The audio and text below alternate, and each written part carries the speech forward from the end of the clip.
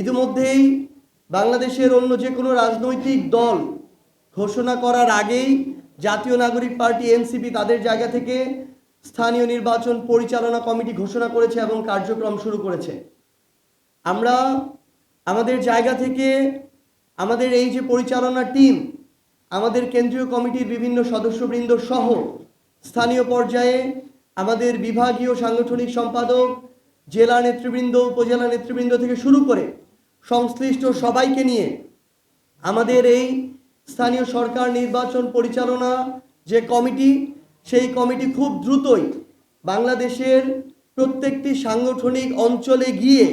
আমরা আমাদের জায়গা থেকে প্রাথমিকভাবে প্রার্থী যাচাই বাছাই শুরু করব এবং সাক্ষাৎকারের মধ্য দিয়ে আমরা আগামী কয়েক সপ্তাহের মধ্যেই বাংলাদেশের আমাদের প্রত্যেকটি সিটি কর্পোরেশন,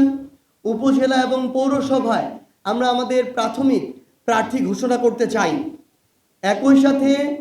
বাংলাদেশের 12টি সিটি কর্পোরেশন,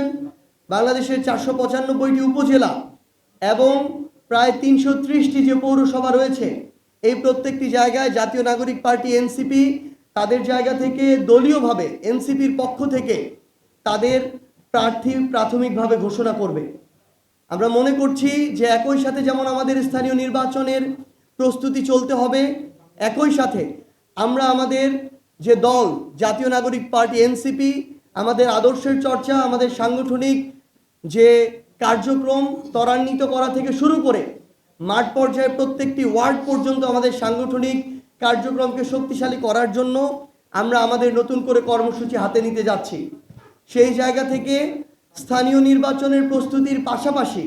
বাংলাদেশের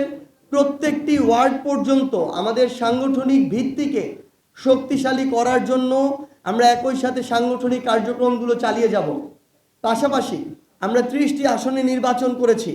270টি আসনে আমাদের জায়গা থেকে আমাদের সাংগঠনিক কার্যক্রম আছে, সেখানে আমাদের অনেক নেতাকর্মী রয়েছে। আমরা প্রাথমিকভাবে 125টি আসনে আমাদের প্রার্থী মনোনয়ন দিয়েছিলাম।